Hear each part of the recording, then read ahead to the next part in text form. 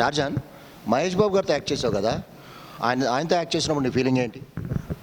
మహేష్ బాబు గారు is a very very very cool person అండి. తను ఏది పట్టించుకోడు, వచ్చాడా షూటింగ్ చేసాడా వెళ్ళిపోయాడా, చాలా మంచి మనిషి, మనసున్న మనిషి. చాలా ఆనందంగా ఉంటుందండి మహేష్ బాబు గారితో. నేను పోకిరి చేసేటప్పుడు మళ్ళీ డైరెక్టర్ గారు పూరి గారు అక్కడ చాలా, అది కూడా ఒక డిఫరెంట్ స్కూల్, అది చాలా బాగుంటుంది. ఎప్పుడైపోతుంది షూటింగ్ తెలియదు, అంటే అంత చాలా ఫాస్ట్ ఉంటుంది ఆయన వర్క్. పోకిరిలో కూడా నీది చాలా మంచి వేషం. పోకిరిలో నాది చాలా అల్టిమేట్ వేషం. ఒక షాట్లో నన్ను కొడితే పన్నీరిగిపోతుంది, పన్నీరిగిపోతే నన్ను తిట్టమంటాడు, నన్ను ఎక్స్ప్రెషన్ తిట్టే అంటాడు. నాకేమో మహేష్ బాబు గారిని చూస్తే భయం అవుతుంది.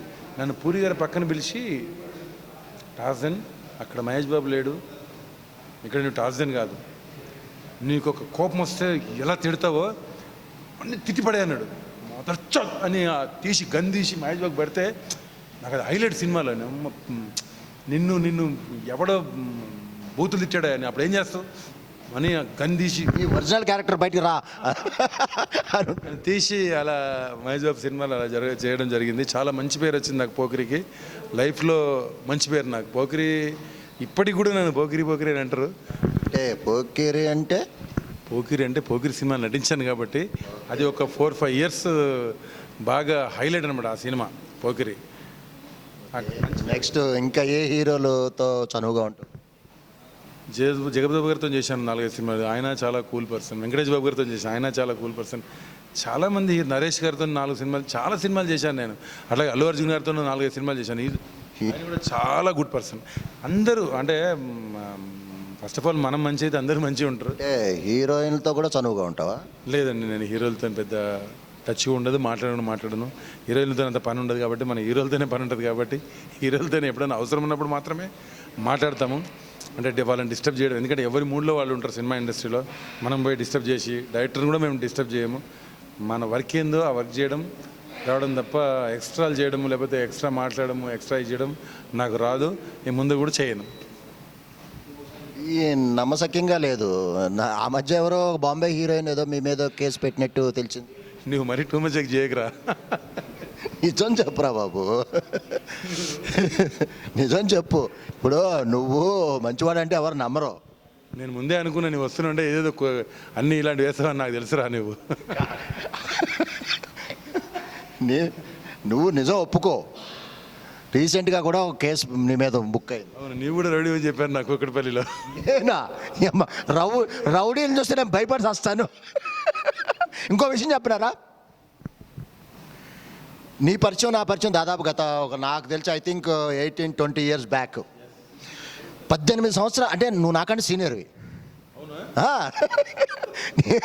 నాకంటే సీనియర్వి. అప్పుడు మొట్టమొదటి చూసినప్పుడు నిజంగా భయపడి చచ్చారా?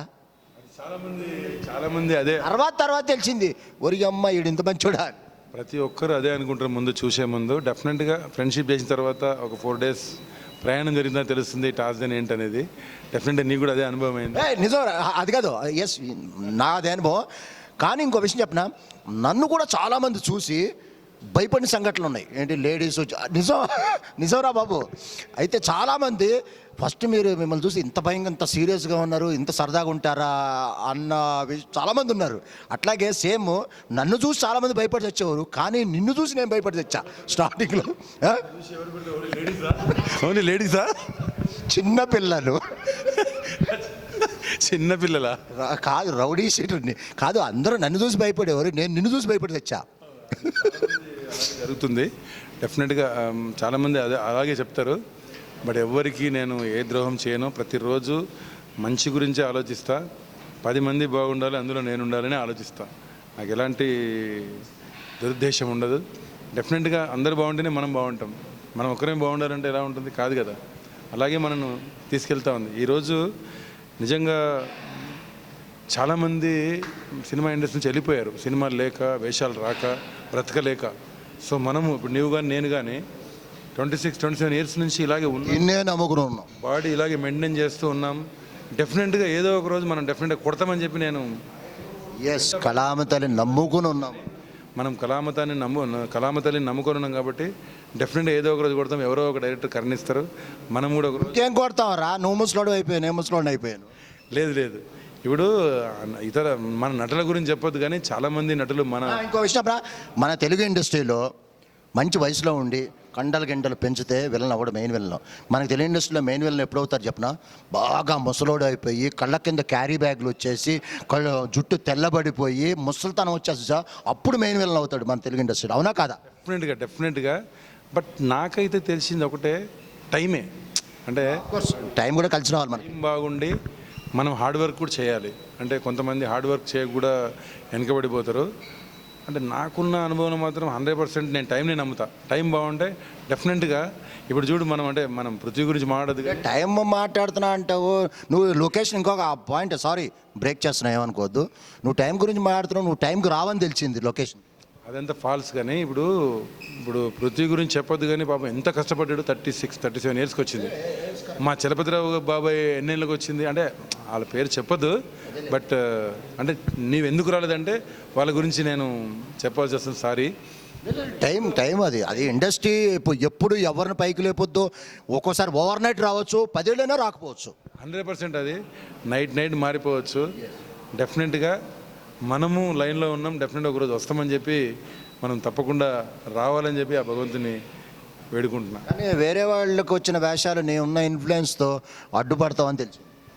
అలాంటిది ఏం లేదండి. నేను నా అనుభవమే. ఒక సినిమాలో నన్ను సెలెక్ట్ చేస్తే అది నాకు అన్నీ రెడీ అయినాయి, డేట్స్ ఇచ్చారు. తర్వాత నన్ను కానీ కాల్ చేయలేదు. ఏంటయ్యా కాల్ చేయలేదని తర్వాత నేను మేనేజర్ కాల్ చేస్తే, లేదండి టార్జాన్ గారు వచ్చి ఫోర్స్ చేశారు, ఆయనకి ఇవ్వడం తప్పలేదు, సారీ నెక్స్ట్ సినిమాలో చూద్దాం అన్నారు. నువ్వు నాకే అడ్డుపడ్డావు, నిజం చెప్పరా? అరే ఇవన్నీ కల్పితాలు. నువ్వు నా ఫ్రెండ్ కాబట్టి కావాలని చెప్పి నువ్వు ఇలా అడుగుతున్నావు తప్ప. ఫ్రెండ్ కాదురా బాబు, ఇప్పుడు నా కడుపు రగిలిపోయి నిజాలు బయటకు వస్తున్నాయి. ఇప్పుడు నేను అందరికి తెలుగు ప్రజలందరికీ తెలియాలని, నీ బుద్ధి తెలియాలని చెప్తున్నా. ఇప్పుడు నిజమా కాదా చెప్పు. నువ్వు నాకు అడ్డుపడ్డావా లేదా వేషం? అది కాదు, నువ్వు ఇంటర్వ్యూ చేయడానికి వచ్చావా, కొట్లాడడానికి వచ్చావా? అది కాదు. మనం అందరము ఎవరు డెవలప్ అయినా, నేను డెవలప్ అయినా, నువ్వు డెవలప్ అయినా, డెఫినెట్గా నేను ఫీల్ అయ్యేది ఏంటంటే న్యూ డెవలప్ అయినా నేను డెవలప్ అయినట్టు ఫీల్ అవుతాను, నేను డెవలప్ అయినా నువ్వు డెవలప్ అయినట్టు ఫీల్ అవుతావు. సరే, క్వశ్చన్స్ అడగానే అడుగుతున్నావు. డెఫినెట్గా మనం అందరం డెవలప్ అవుతాం. మనతోటి ఉన్న వాళ్ళ ఆర్టిస్టులు అందరూ డెవలప్ అవుతారు. ఇంకా సినిమా ఇండస్ట్రీకి కొంచెమన్నా చేంజెస్ రావాలి. ఒకటే బాధ, చేంజ్ ఎప్పుడు వస్తుందో తెలియదు. మరి చాలామంది మనల్ని వాడుకోవాలని చెప్పి నేనైతే నీ ద్వారా మన డైరెక్టర్ సోదరులందరికీ చెప్తా ఉన్నా, దయచేసి కొంచెం చిన్న నటుల మీద కూడా మీరు ఇచ్చేయండి. ఇంకా కాబోయే వాళ్ళు చాలామంది రైటర్స్ ఉన్నారు. మీరైనా ఆలోచించండి. ఇప్పుడున్న వాళ్ళు కూడా ఆలోచించాలి. కొంతమంది మాత్రమే తెలుగు ఇండస్ట్రీ వాళ్ళని వాడుతూ ఉన్నారు. కొంతమంది కంప్లీట్గా వాళ్ళ పేరు చెప్పను, బట్ వాళ్ళు ఎప్పుడు ఇతర భాష నటులు. ఎప్పుడు ఒక డైరెక్టర్ అయితే కంప్లీట్ హిందీ వాళ్ళనే పెడతాడు. డెఫినెట్గా నేను మా అసోసియేషన్ మెంబర్గా డెఫినెట్గా ఆ రోజు వస్తుంది. కంపల్సరీ మేము ఫైట్ చేసే రోజు వస్తుంది. మా అసోసియేషన్లో కూడా మాట్లాడుతూ ఉన్నాం. మా రాజేంద్ర ప్రసాద్ గారు ఎన్నోసార్లు చెప్పాను, సార్ చాలామంది ఫుడ్కి లేక బాధపడుతుంది సార్, కొంచెమన్నా మీరు హెల్ప్ చేయండి అంటే మా అసోసియేషన్ ద్వారా చాలామందికి పాపం ఆయన వచ్చిన తర్వాత ఇంచుమించు 100 మంది వరకు నెలకు 1000 రూపాయలు ఏదో ఇస్తూ ఉన్నారు. డెఫినెట్గా ఇవన్నీ బయలులో పెట్టేది ఉంది. తప్పకుండా మనం కూడా వాడుకుంటారని చెప్పి నేనైతే భావిస్తూ ఉన్నా. కరెక్టే టార్జాన్, నీ మీద వేసిన ప్రతి అభాండము నేను అబద్ధమే. ఏదో సరదాగా నువ్వు నా బాగా క్లోజ్ ఫ్రెండ్ అన్నా. ఎందుకంటేరా నీ గురించి ఎక్కడ 1 పాయింట్ కూడా నేను బ్యాడ్గా వినలా. నీ గురించి చాలా మంచిగా విన్నా. చాలా మంచోడు, నువ్వు చేసే సోషల్ యాక్టివిటీస్ కూడా బాగున్నాయి. ఓకే, ఇప్పుడు ప్రజెంట్ సోషల్ యాక్టివిటీస్లో దేంట్లో నువ్వు యాక్టివ్గా ఉన్నావు? సోషల్ యాక్టివిటీస్ ఇప్పుడు నేను అది చెప్పాను కదా ఇందాక, నేను ఎక్కడ అనాథ ఉన్నా వాళ్ళకు అన్నం పెట్టడం నాకు ఒక కోరిక.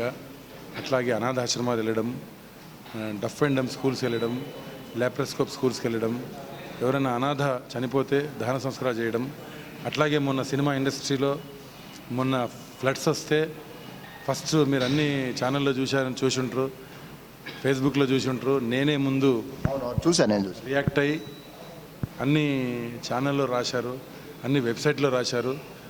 ఒక మామూలు నటుడు, చిన్న వేషాలు వేసుకునే నటుడు, అతను వెళ్ళి రియాక్ట్ అయితే మీరందరూ ఎందుకు కాలేదని చెప్పి చాలామందిని అన్నారంటే నాకైతే తెలియదు, నేను చూడలేదు. చాలామంది చెప్పారు అన్న నీ గురించి రాశారని చెప్పి. నిజంగా చాలా గర్వంగా ఉంది. ఎక్కడ ఏ జరిగినా నేను ముందుంటాను. ఇలాంటి వర్క్స్కు ఏడ ఆపదున్నా నేను ఉంటాను. మొన్న ఒక 25 days back, sorry 1 month back ఒక చిక్కటపల్లిలో ఎక్కడో కర్ణాటక నుంచి వచ్చే అతను 5 days నుంచి చల్లి ఉన్నాడంటే అక్కడ తీసుకెళ్ళి మాది ట్రస్ట్ ఉంది కడపలో, అంటే నా ఫ్రెండ్ది అక్కడ పరమాత్మ సేవ ట్రస్ట్ అని, అది నేను ఇక్కడ పెట్టుకున్నాను. అక్కడ 40 to 50 members ఎప్పుడు ముసలి వాళ్ళు ఉంటారు పాపం, పిల్లలు ఎలగొడితే తల్లిదండ్రులు ఎక్కడ ఉంటారు, అలాంటి వాళ్ళని తీసుకుపోయి అక్కడ పెడతాము. అతన్ని కూడా నేను కడపకు పంపించడం జరిగింది. అతను కడపలో ఇప్పుడు ఆశ్రమంలో ఉన్నాడు. అట్లాంటిదే నేను కూడా పెట్టాలని చెప్పి చూస్తున్నాను. డెఫినెట్గా పెడతాను. ఓకే, బాగుందిరా. ఫ్యూచర్లో నువ్వు అంటే పాలిటిక్స్లోకి వెళ్ళాలి అనే ఆలోచన ఉందా? తప్పకుండా పాలిటిక్స్లో, ఆల్రెడీ నేను పాలిటిక్స్లో ఉన్నాను. అలా కాదు, పాలిటిక్స్ అంటే ఇప్పుడు ఏదో టచ్ చేస్తున్నావు అట్లా కాకుండా ఫుల్ ఫ్లెడ్జ్డ్గా, అంటే నేను ఒక ఎమ్మెల్యే అవ్వాలి, ఇంకా పైకి ఎదగాలి అంటే ఆ ప్రయత్నాల్లో నేను ఉన్నావా? ఎమ్మెల్యే ఎంపీ అవసరం లేదు. నేను ఇప్పుడు పొలిటికల్గానే ప్రజాసేవ చేయాలని కాదు. ఎస్, 100% దీనికి ప్రజాసేవ చేయాలంటే పొలిటీషియనే అవసరం లేదు. నేను ఏకీభవిస్తాను. ఇప్పుడు చేసేది కూడా ప్రజాసేవే కదా. ఆకలిన వాడికి అన్నం పెట్టడమే మానవ ధర్మం. అంతేగాని మనం పొలిటికల్గా పోయి రాజకీయంగా మనం ఏం చేయలేము. రాజకీయం చేయడం అది కరెక్ట్ కాదు. సేవ చేయాలనే భావన ఉంటే ఎక్కడున్నా చేయొచ్చు. నేను చెప్తున్నాను కదా, నాకు వచ్చే ఇన్కంలో 20 to 25% దాన ధర్మాలకి వెళ్ళిపోతాయి. డెఫినెట్గా చేస్తూనే ఉంటాను. కానీ ఆ 25% నాకు ఎప్పుడు ఏమి ఇవ్వలేదు కదా, నేను పేదవాడిని. అవునా? డెఫినెట్గా నువ్వు పేదవాడివి కాదు, నువ్వు వెల్ సెటిల్ ఫ్యామిలీ అనేది, మంచి మీ డాడీ పెద్ద ఆఫీసర్, నువ్వు నాకు తెలుసు కదా. డెఫినెట్గా నిన్ను కూడా నేను నా ట్రస్ట్లోకి తీసుకుంటా. మనం అందరం కలిసి చేద్దాం, మన ఫ్రెండ్స్ సర్కిల్ అందరం కలిసి చేద్దాం. తప్పకుండా. Thank you. Thank you.